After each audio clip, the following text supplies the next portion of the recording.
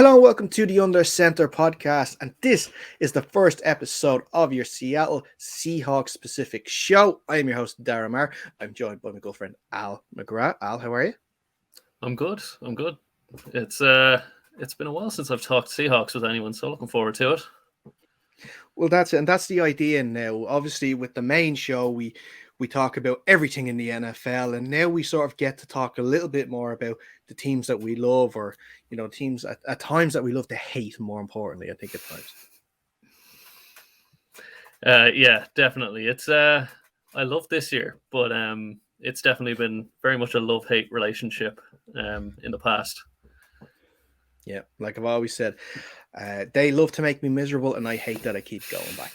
So that's how it works for sure. Well, like I said, this is going to be a Seattle Seahawks show that you will see every week or every 2 weeks on the Under Center podcast here on YouTube. If you haven't already, make sure you hit that like button on this video and you are subscribed to the Under Center podcast so you will get all of the shows coming up on over the off season. It won't just be Seattle Seahawks. Obviously, we got Fionn with his Commander show, Reen with his Panther show, Jake with his Giant show. Plenty of content for you to look at there, and lots more coming your way as we go through the off season. But for our very first show, I thought we would have one of probably the most regular guests we've had on the show at this stage as well. We are delighted to welcome back Dayna O'Gorman. Dayna, how are you? I am good. Thank you so much. I feel honored to be on the very first show. I love it. It is no problem at all. We couldn't have thought of anyone better to talk Seahawks heading into this off season and what we're going to do with the quarterback position, what we're going to do with the draft.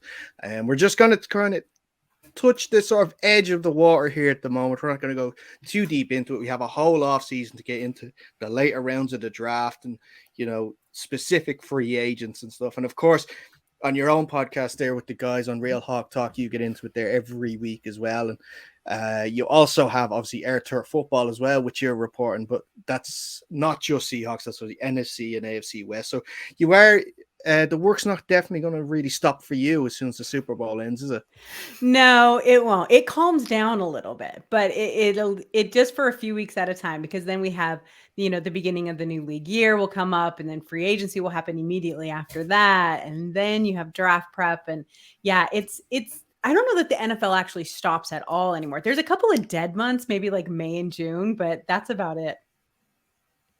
Yeah, and that's the perfect months for us to sort of take a break, sort of breathe a little bit, and then obviously, like you said, that's after the draft as well. So we sort of get to evaluate the rookies that the Seahawks have drafted. Hopefully, with all these draft picks as well, that we can get some really key pieces in there to build for the future. Yeah, I think it's going to be. I think this is probably. It would not be too much to say that this is probably the most important draft in just the last few years. And there's a bunch of different reasons for that. It's not just because they had such a great draft last year. They need to build on top of it, obviously. But I think it's because of that Denver pick and how high that ended up for Seattle, that this draft, they need to hit it. They need to nail it and get these players that they really need. But I don't want to discount free agency either. I think that is going to be really important for Seattle too. Seattle traditionally doesn't go hard in free agency, and I don't expect them to again this year, but I do think that they'll make a couple acquisitions, and hopefully they'll be the right ones. Definitely, for sure. And we will get into a little bit of free agency as well, because there are some interesting names out there, especially in positions of need, that we're going to have to do. But what I want to talk about first actually is the quarterback situation. Of course, Geno Smith, who is in the running for comeback player of the year, probably, I'm guessing, will win it. I can't see anybody else taking it now for this stage. Even though I don't know if you can class as comeback player of the year. Normally it's a player who's injured, like an Alex Smith, who comes back and plays. So, but look, we can get into the specifics of that another time. But he is a free agent now. We are not sure yet what the Seahawks are planning financial wise to give to him. He has said he does want to come back. The team want to bring him back. He gets on great with the teammates as well. So it seems as though that everything is in place for him to come back. It's just about numbers. And first of all, I'll ask you first, Dayna, and then I want to get your opinion on this too. Numbers wise, what are you comfortable with signing Geno to? Well, to be honest with you, Geno would be stupid to take anything under 30 just because that's the tag number. If Seattle wanted to tag him, they could. And I don't think Seattle will do that to him. I'm perfectly happy between 30 to 35. I would even go just a smidge higher, which I know makes other people cringe.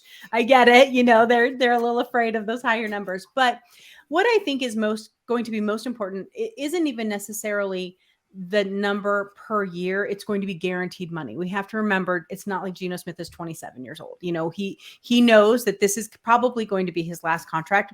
Maybe not. Maybe he'll get 1 or 2 years, you know, somewhere else. But let's just be real about it. You know, he's an older player.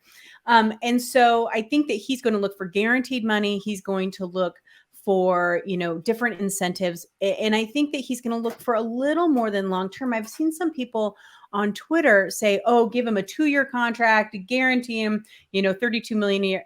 I don't think that that's it. I don't think that that's it. He's looking for something a little more long term.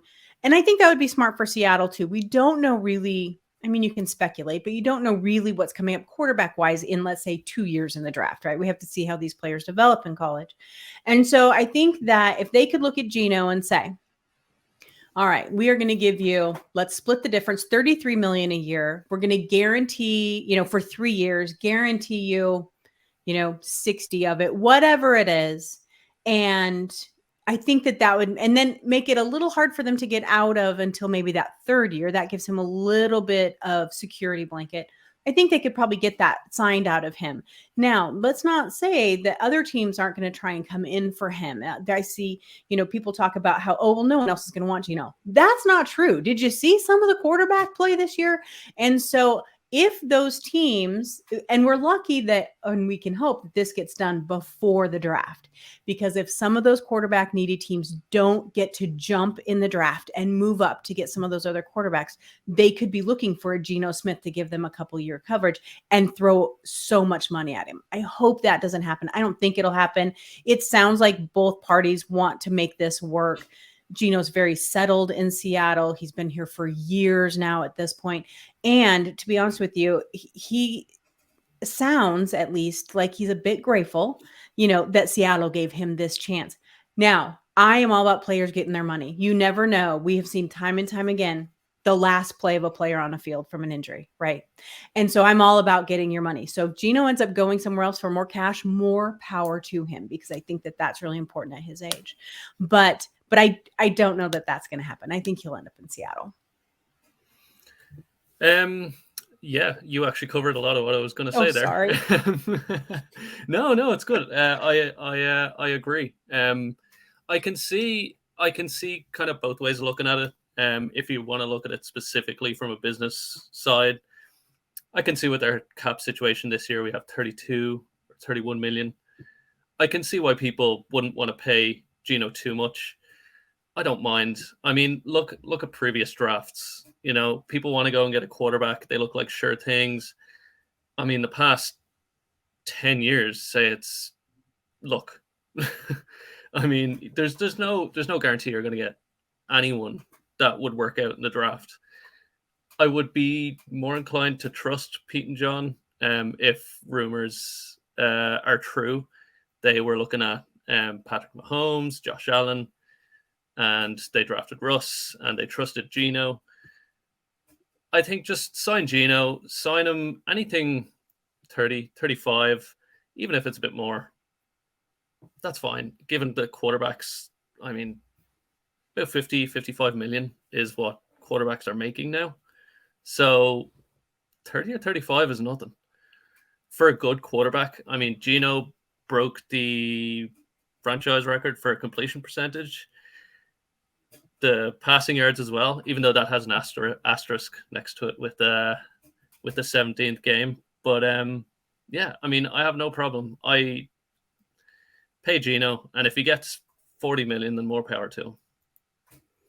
Yeah. I want to play a little devil's advocate there with this with Geno and some fears that some fans could have in signing him to a long deal. We have only had 1 year of production from Geno. There's nothing to say that he can repeat this next year. There is a little bit of, and this is my own thoughts in it as well, that I kind of like the idea of maybe not paying a lot of money for the quarterback, looking at a rookie and using that money elsewhere to build up the team around him. We've seen in recent Super Bowl winning sides that most of them are quarterbacks on their rookie deal that they can build around around him, that they can that they obviously can get the quality around him so that he can then excel himself. And I guess because we've had so long with Russ as the quarterback for so long, and then we've had this year, Geno, which was a fantastic year. Obviously, we never expected this to happen, but maybe having a go with a rookie and maybe not allocating so many funds to the quarterback position again, maybe something that maybe some fans want to see what happens. I don't know. Maybe I'm just putting it out there. I'm throwing stuff at the wall and it's not sticking. But what do you think about that? So I get that thought, right? And you're absolutely right. Rookie quarterbacks with rookie deals are your best path to a Super Bowl. They really are, right? Because you can do so many things with them. I counter that though with the guarantee. There's nothing to say, Geno can repeat, but there's nothing to say that he can't. And he's a veteran. He's already kind of, he doesn't get, as we saw so beautifully this whole season, nothing panics him in the pocket. He doesn't get flustered. He doesn't have a learning curve. Now, does that mean we've seen his ceiling? Maybe. That's probably Geno's ceiling is what we've seen this year. It wasn't so bad, So there are the two schools of thought: is you get your rookie quarterback and then you build the team around him after you have him. What that does sometimes, though, is waste a couple of years of your rookie quarterback contract. The other school of thought, and this is exactly what Seattle did when they first came in, when Pete and John first came in, is they kept their quarterback, Tavares, God love him, and, rest his soul, but he just, he was fine. He wasn't near as good as Geno. Let's keep that in mind, right? Geno's much better. But what they did is they kind of left him there. They built the team, the rest of the team, and then they went and cherry-picked their quarterback and plopped it into a ready-made football team. And so then they had the line that they needed. They had the defense that they needed. So this rookie wasn't having to shoulder all the weight of these games on their, for their team. So there is the two schools. You can do it either way. I prefer, and this is not because I'm a Seahawks fan, it's because I'm a defense lover. So keep that in mind.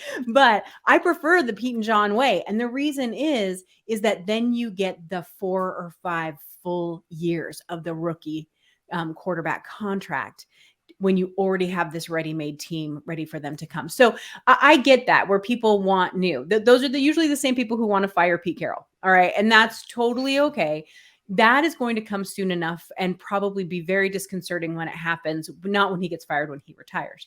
But I think that it just depends on their philosophy. And from what I'm seeing, they expected to do it the first way, the way that you mentioned. They expected to have Geno here for a year, pick their rookie quarterback with what they thought was going to be their top pick, right? They thought the Seahawks pick would be higher than the Denver pick, and then build from there.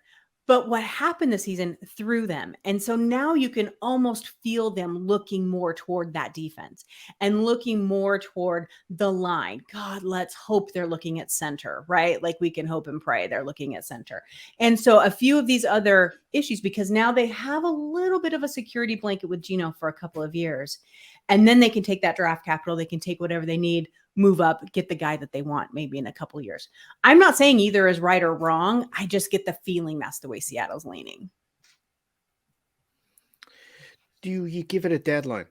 Do you think that Pete and John have draft choices A and draft choices B. If it comes to a date that Geno hasn't signed, they look at B, where maybe they're looking at using that number 5 pick on a quarterback because they can't get the deal done with Geno. And then option A, if he does sign, which is what they want, that they can then look at if it's a player that they want or if they want to trade back. To be honest with you, I think they've already done all that. I think that that's probably already well in the books. They have the 2 options. They're like, if we can get this done. And that probably comes from the conversations they have with Geno and his agent. Well, really Geno's agent more than anything, is what are we looking at here? Because John said in a press conference at the end of the season, they have a drop dead number that they are not going to go over. And so if they get the impression that the agent is pushing to that number or thinks they can do better, they might be like, okay, go ahead. Try, you know what I mean? They're ready to step back, knowing they have that 5th pick and knowing that more than likely, in the way it's been looking more and more, that one of those better quarterbacks will fall to them at number 5, which gives them lots of options we can talk about when we talk about draft at that point. But I think that those conversations are already being had in-house. They probably already have everyone looking at it. But I think that there will come a point, and I don't know if there's a date. It just depends on the conversations, where that's April 1st. Okay. The draft's at the end of April. So April 1st, maybe April 15th. I don't know what it is, because then the conversations of whether or not they can trade that number 5 pick, with another team who's quarterback heavy or needy or what it may be, need to start happening that couple of weeks before the draft. And so, but I think they have their options laid out in front of them as a just in case. Yeah, and you could probably take that up way closer. I mean, to the week of the draft, even, have both scenarios there. If we have Geno signed, great, then this is what we're going to do. And if we don't, then that's fine. We don't have to trade him because he's a free agent, so he can do what he wants, and he can sign wherever he wants, and we'll just pick a quarterback then.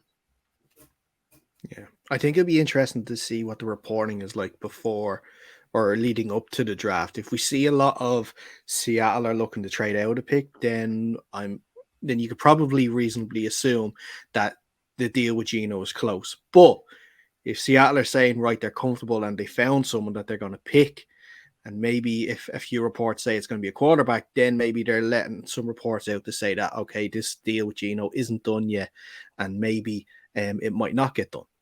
Right. Oh, absolutely. But you have to keep one thing in mind. And I would say this to all Seahawks fans.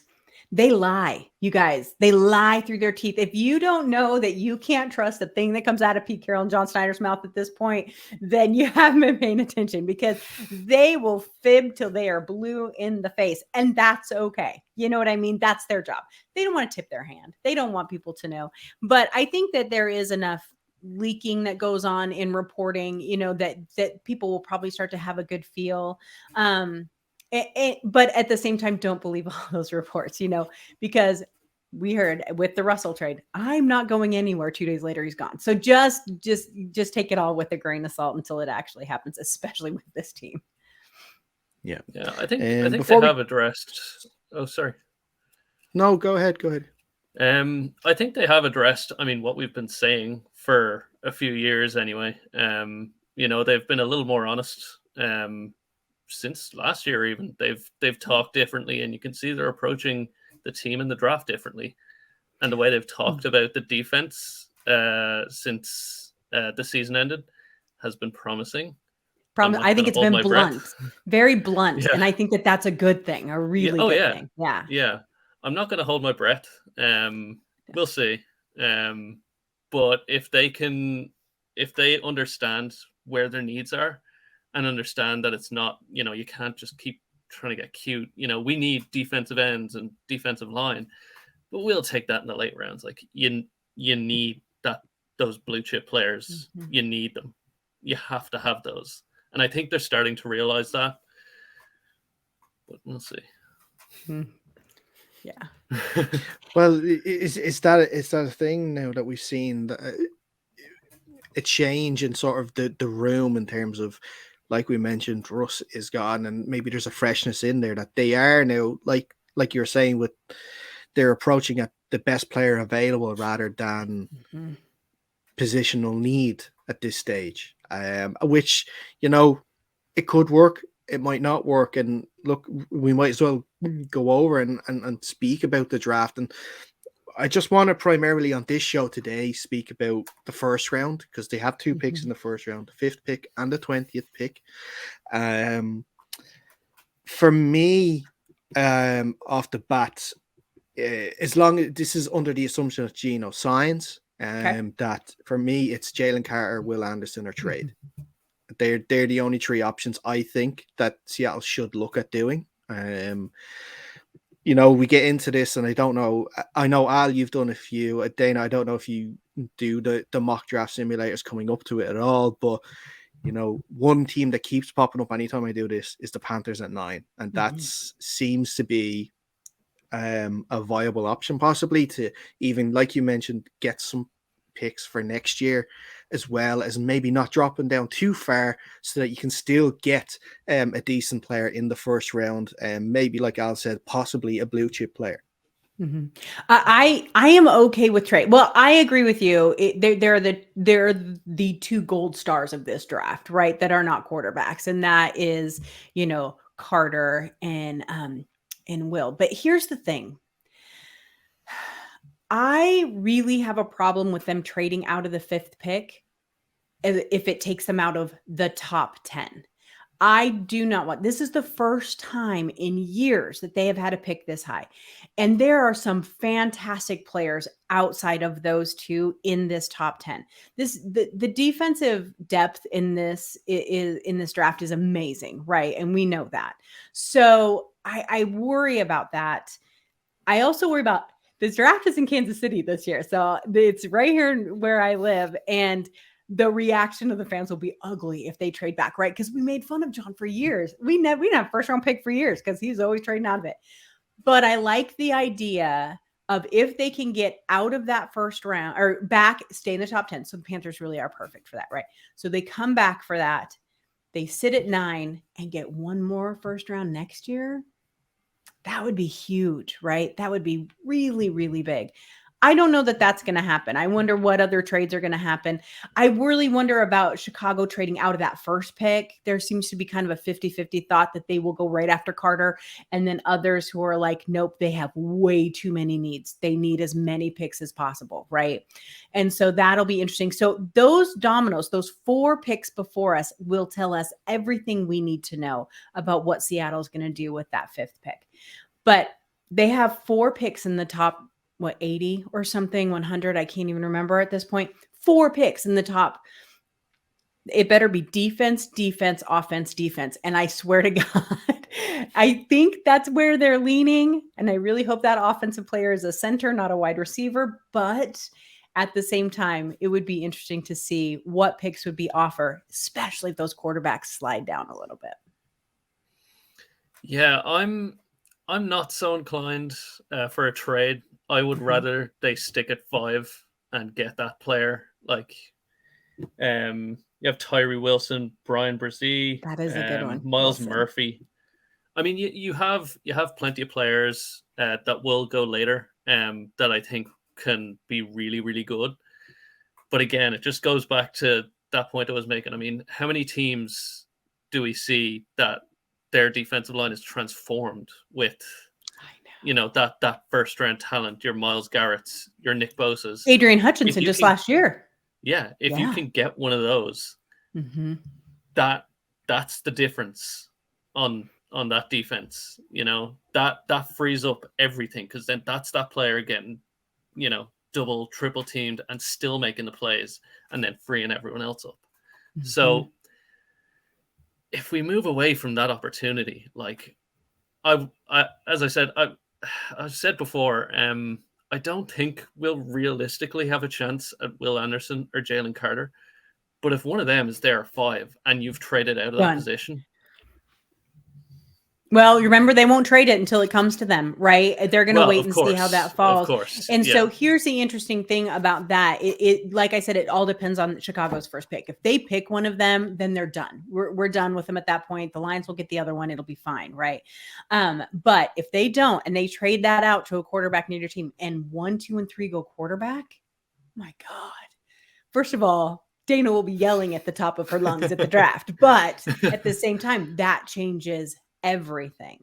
I think what they won't do is trade up to get one of those players. I think that would be a horrible mistake.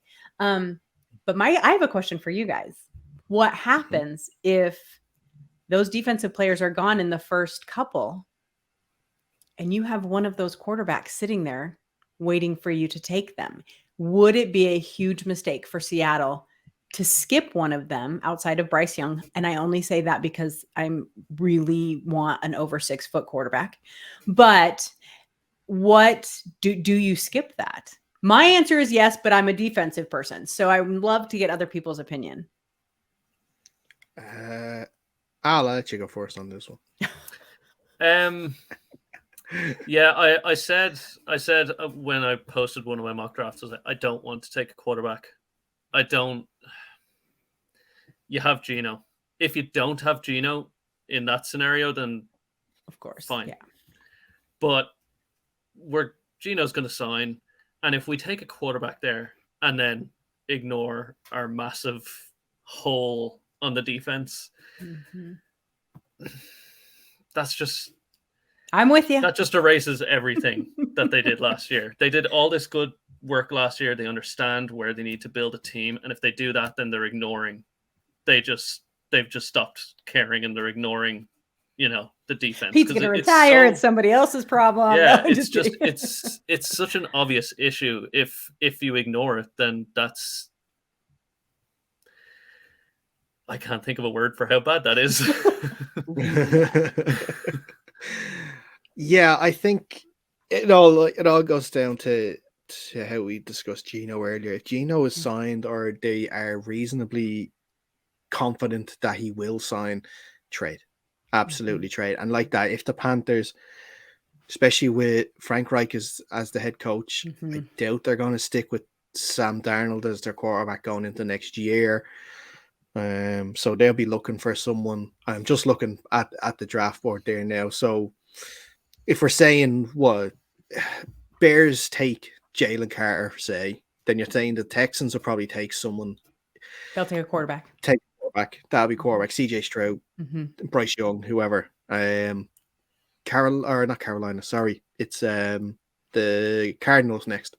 So they will take the other defender. You'd assume if it was Jalen Carter, Will Anderson, whichever one's available, and then the Colts, who you would expect also to take quarterbacks in fifth. Yeah.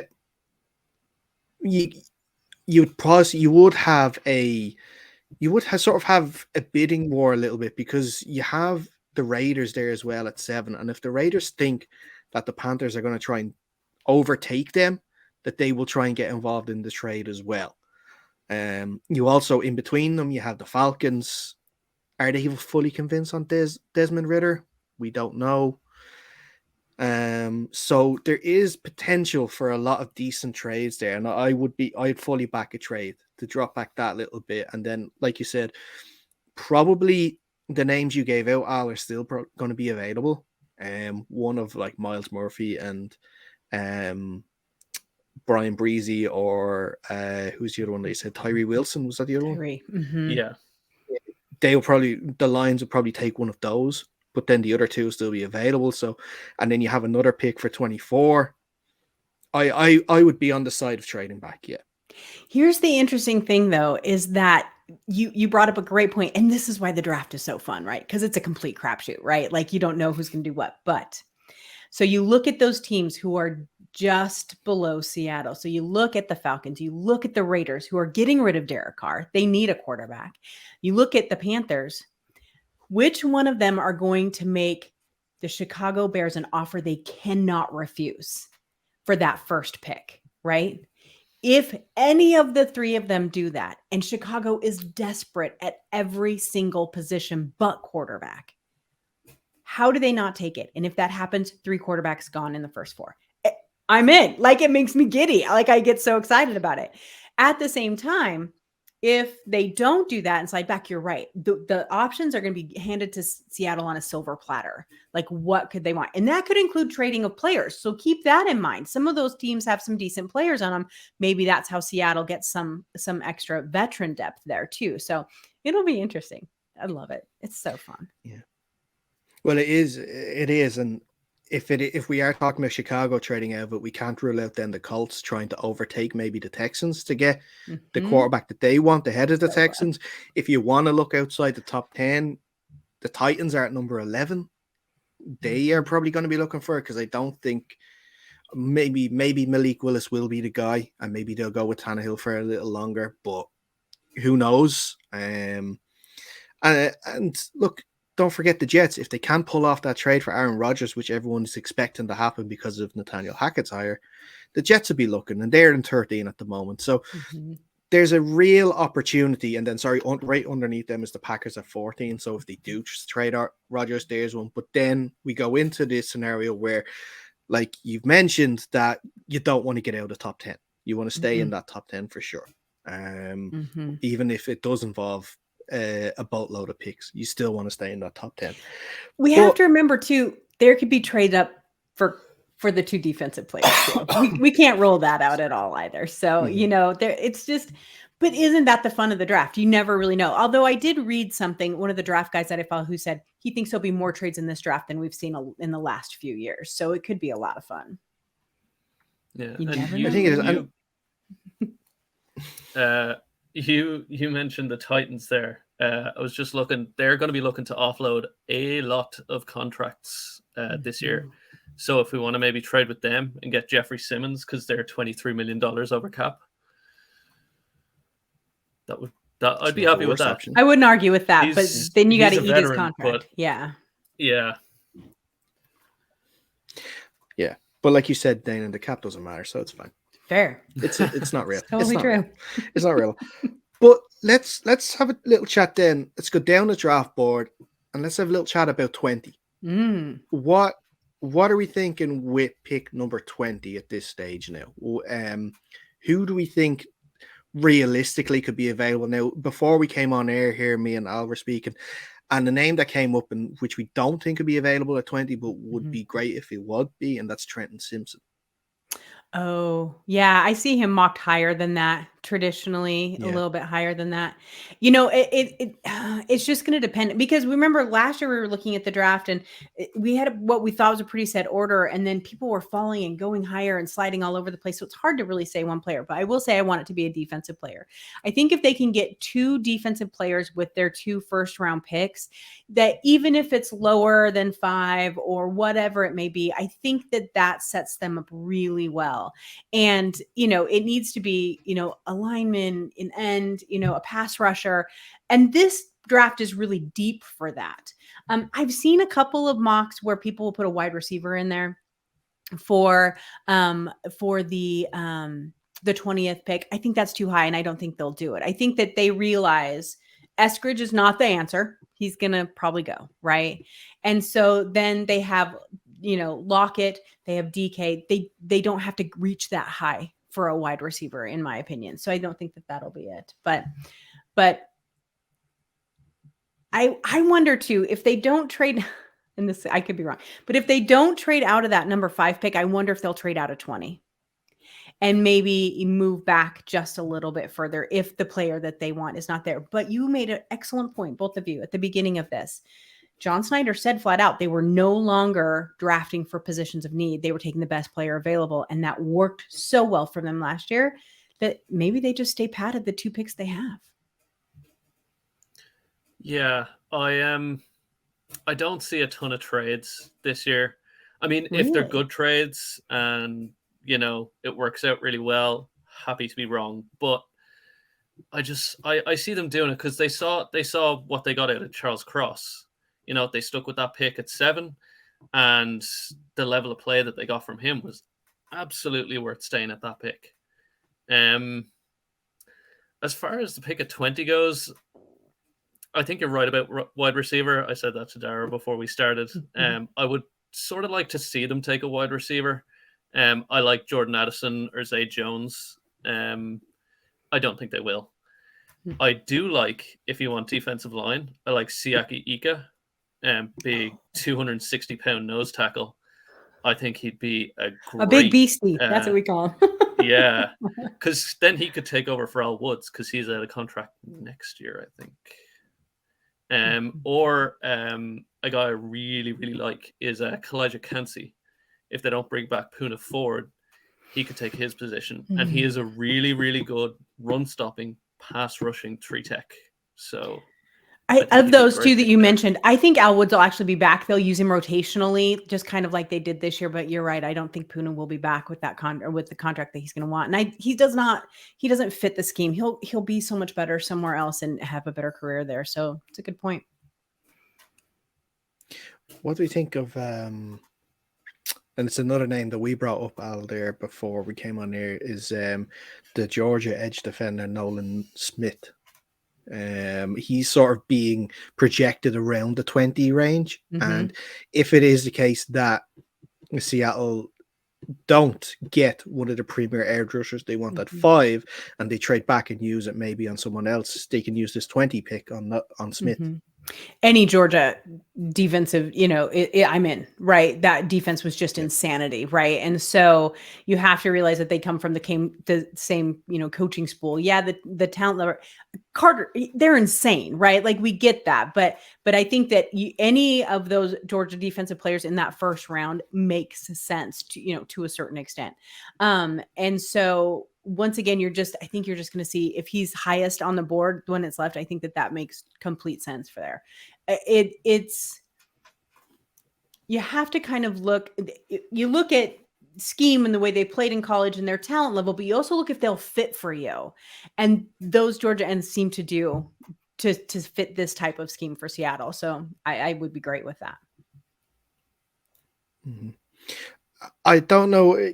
Is there anybody on the offensive side, apart from wide receiver, maybe line? Is there anyone there that you're seeing that that you would be reasonably comfortable taking at 20? A center. I was just going to look up because I've forgotten his name. There was one from Florida State that I see, and that's Osiris Torrance. That's his name. Yes. So, and then there's also the center out of Notre Dame. John Michael Schmitz, maybe? Oh, no. That's Michigan, I think. Peterson. I can't remember. Jarrett Patterson? Maybe. Yes, that could be. I'm sorry, their names really. I get this fantastic draft book and it all starts to blend together. But I would be okay with the center at that position. It's really, I think, the only offensive position I would be okay with. I would prefer to get them in the second round. But if the guy's sitting there and that's what they want, I think that is, in my opinion, although the guards to a certain extent, I think that they're going to need some help there. But I think I'm not complaining about Austin Blythe. He's a fine center, but I think what we have learned more than anything is we need more than a fine center.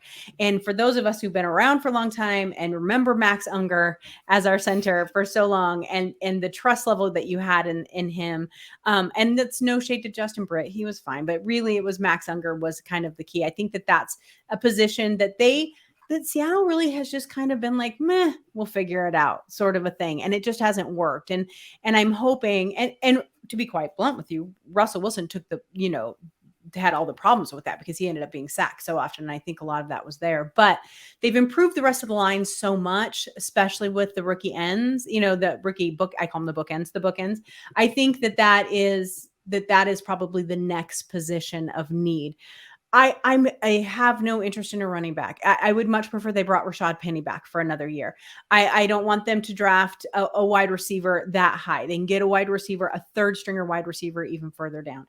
If they don't, and they might not even want to do that then because they seemed real happy with Young at the end of the season. And so they might be okay with just waiting on that too. So I think if they're going to do offense, it needs to be line, and I would prefer center. Yeah, I agree. Yeah, Osiris Torrance is the best one. He's the only one I've looked at. I can't ever remember that name. Yeah, I think that's realistically that's the most likely offensive player you take there. Can you imagine if they took a running back there? After last year with Kenneth Walker, Bial Robinson, is that his name? That's from Texas, isn't he? The next running back there, Bijan Robinson or something. I just don't think that they would do that. And I understand the No. best player available, but they have I mean, even if they don't bring Rashad Penny back, they still have Kenneth and DJ Dallas, who does fine as a second running back. You know what I mean? And then Homer, who they seem to love, right? And so he's always kind of there in the mix too. I just don't think that that's logical. But as we have learned, logic doesn't always do well with Seahawks drafts, for sure. I don't want them to take a running back, but I just think it would be funny if they did. Oh no, everyone would lose their minds. Funny bad. Yeah, look, they had to take enough grief from the Ken Walker pick last year, even though he did very well and had a very good rookie season. I don't know why everyone had a problem with that. I love Kenneth Walker. I thought that was a great pick. I don't know if I've told you guys the story. I've told it on a couple of other podcasts. So I was at the draft last year and I was in the media room when Seattle made that pick, right? And I saw it come up on the screen and I'm like, oh, because I just knew the reaction that was going to happen on Twitter. But all the media guys around me started cheering. And this one guy, he looked at me and he goes, "You guys just got the best pick of the draft." Like, he was all in on Walker. So I'm sitting there on Twitter trying to defend this pick. But everyone else was like, "A running back." Oh no, I'm like, I am telling you, all these experts around me think it's great. So we'll see. Yeah, that's the thing we'll have to say. I think, yeah, like that. We're definitely more open to trading back on that 20 if it does happen, because it seems as though if you want to go down the position of need route, there's not a lot there at the moment that's going to be. So if you do drop down a couple of slots, that's not going to be too bad. And if it helps you get a pick for next year, it will help too. Before we let you go, Dayna, and you've been really good with your time. Thank you so much. Al, you were having a look at a few free agent talents before we came on air. Who caught your eye? So really, it's really kind of positional. Oh, sorry. Go ahead. No, absolutely not. Go ahead. I was just gonna say, I'm sorry. I thought you said me, Niall. I'm so sorry. I was really looking positionally. I think that if Seattle is going to look at, and I've had this conversation on a couple of other podcasts too, and so I don't want anyone to think that this was all of my idea. It was not. This has been a collective thing. Really, the position of need that I think they would do better at in free agency than necessarily they would in the draft is linebacker. Right. So we cannot look at Jordan Brooks could be out halfway through the season next year. We don't know when Jordan Brooks is coming back. What are you going to do? Go in with Cody Barton? And so you don't want to do that, right? Like that's, and there's no offense, Cody Barton. I'm sure he'll be a fine backup linebacker. But when you look at that position, I think that there's enough free agents that are coming onto the market that might be really helpful for Seattle. Now it's a long list. And I'm not saying you want to break the bank here, but I don't know that you need to break the bank for this level of linebacker. You need someone who's solid. You need someone who is, consistent. You don't need necessarily Bobby Wagner in his prime. It would be great, but too expensive, right? And so you want to kind of look at some of those players, probably inside linebacker especially. But I think that would be the one free agent that I would hope maybe they would look at. I have no interest in a free agent wide receiver. I have no, although I think Marquise Goodwin actually played pretty well for Seattle this year. I mean, he was hit or miss here and there, but he was pretty consistent and didn't, make any huge mistakes. And I thought he was just fine. And he's fast, right? Insanely fast. But I don't think that is it. I think that if you're going to look at free agency in any way, shape, or form, I think you have to look at linebacker, because defensive ends and defensive linemen, they're deep in the draft this year. You don't need to get a free agent there, but I think linebacker would be a good spot for them.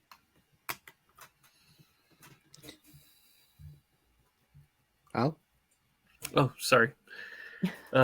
Long day. Yeah, there's a few linebackers that I'd be interested in. I'm kind of the opposite. I'd rather go in the draft. There's some good looking linebackers that you might get in the mid rounds, late second, third, fourth. There's some that people aren't high on that had really good seasons. So I think rather than signing a free agent linebacker and paying maybe a bit too much, I think the draft is the place to look for that. You got Noah Sewell. People are down on him, but he was good.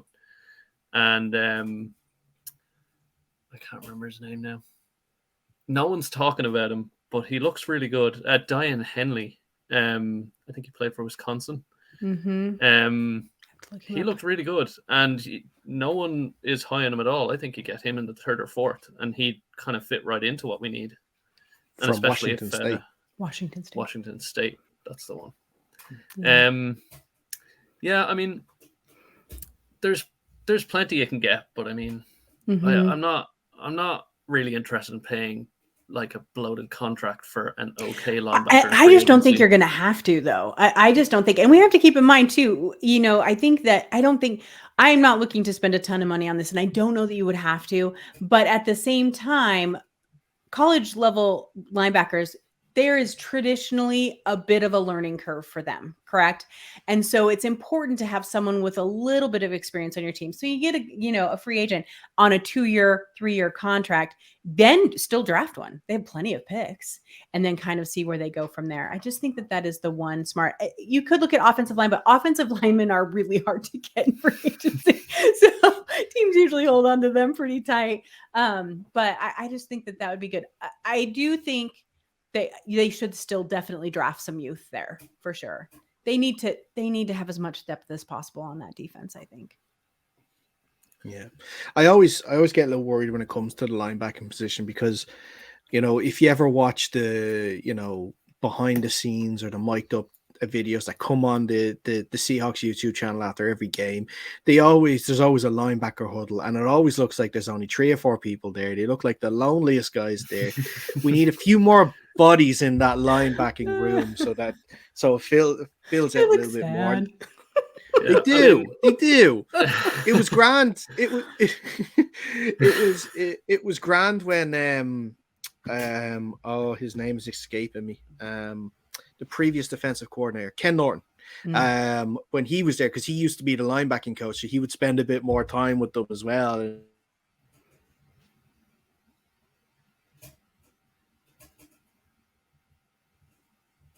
Is he gone? Sorry, I was gone there for a second. I'm back again. But I was just saying there, I was having a quick look at some of the free agents in the linebacking position, and obviously there's the higher tier guys that are going to command a lot of money, like the Levante Davis, the Deion Joneses, the Tremaine Edmonds. Like they're out of the price range. There's no point throwing the money at that, but there are some other ones that maybe like that. If you want to try and get someone in the division, Al Shair from the 49ers is going to be a free agent. I don't know if they will pay him. He might stay there. He might not. There's some other ones like Quan Alexander. You can just throw a few bob to. Leighton Van Der Esch is there. Anthony Barr has had a few nice seasons. There are some veterans there that you can give a bit of money to that I think that can help the team, especially like that if we are getting draft youth picks in the front as well to help with the veterans in the back to help them out. Yeah, I think that's smart. That would be my pick, because we all know Seattle never really plays too much in the free agency market, but sometimes they pick up one. Nuosu was the perfect example of a guy who's just kind of mid-level when he comes to money, but makes a huge impact. So yeah, for sure. But listen, I think that's the perfect place to end this first episode of the Seattle Seahawks show on the Under Center podcast. Actual name of the show is pending. It will happen soon once we figure out what it's going to be called. Dayna, thank you so much for being our very first guest on the show. We really appreciate you taking the time. Oh, I'm honored. I love coming on and chatting football with you guys. I think it's just so fun, and I love your guys' excitement for American football. I think it's exciting and a lot of fun. Actually, I should have asked you at the start because you were over this side of the Atlantic during the season for the Germany game. And how was your experience back over in Europe? Oh, it was great. I love Europe. We try and come at least once a year, sometimes every other year. But the Munich game was a blast. I had not been to Germany. I had a great time in Germany. It was the game was it was all right, but we still enjoyed it, right? Like we were there, we had a great time. The fan base was crazy. I thought it was crazy when I'd been to the London games. No, the Germany games hands down beat it. But it was a lot of fun, and the NFL did a great job with it. I think that The 2 games in Germany next year will be a huge hit, especially with the Chiefs going over. I know the Chiefs and the Patriots are 2 big, huge fan bases over there, so that'll be a lot of fun. But yeah, it was just great, and the fact that I mean, everyone was so nice, and people were so excited that these Americans came over to watch the game. So it was lovely. I had such a good time, and it was I would say it was better than the London games. I had a lot of fun. Excellent. No, I do remember being at the London game as well, and it was fun. But yeah, I would imagine looking at the atmosphere in Germany and seeing the videos nuts. throughout the whole week, it definitely looked like it was, because it is kind of underrated as well how big of a German following the Seahawks have. We have their own bar there. We were there at the German Seahawkers had a big, huge event, and they were nice enough to invite us to go. And we went, and there was Seahawks stuff all over this bar. And I said, "Did you guys put that up?" He's like, "No, it's up like this all the time." So Munich has their own Seahawks bar. Apparently, they have a Chiefs bar too down the way. Those are the 2 teams. But I was just like, it cracked me up that they, this giant, this giant bar with Seahawks themed everywhere. So it was a lot of fun. That's Al. We have to set up our own Irish Seahawks bar, then, and we might get a game over here now. I would love that. That would be great. We have the stadium for it. We just need them to get the okay for sure. Well, look, that's something for the future. Again, thank you so much. If you want to follow Dayna, you can. And Dayna, if you don't mind, where can the guys follow your work, or if they want to read any of your writing as well? Sure. So you can follow me on Twitter. It's at Dayna OG, DAYNAOG. And then, oh my gosh, all the podcasts. So I do Our Turf Football. We do that every Tuesday night live. Then I do The Real Hawk Talk with the Hawk Blogger crew, usually every Wednesday. In the off season, it's a little more hit or miss how regularly we do that. And then at least until the end of the month, I do the Field Goals podcast too for SB Nation. But as most people know, SB Nation axed all their podcasts. So we'll be there until the end of February. So that's kind of sad, but it's still a lot of fun. So yep, come find me. We have a good time. And the Our Turf Football podcast covers all 32 teams. The other 2 are Seahawks specific. So. Excellent stuff. Al, I think pretty successful first show. Yeah, it was great. It was lovely to talk Seahawks, and looking forward to it again. Yeah, we were quite nice to each other on this one. I think there's going to be plenty of occasions now we're going to be at each other's throats, and I'm sure when it comes to I want to watch who they picked and wrong, that is definitely one to keep an eye out for. And to do that, all you have to do is go to our YouTube channel and subscribe Under Center Podcast if you're not watching it. If you are watching us right now, make sure, if you haven't, hit that like button as well, and comment. Let us know, who do you want the Seahawks to draft at number 5 and number 20 in the draft, or do you want them to trade back? But that is all the time we have for on this show. Until next time, stay safe, and we'll see you soon.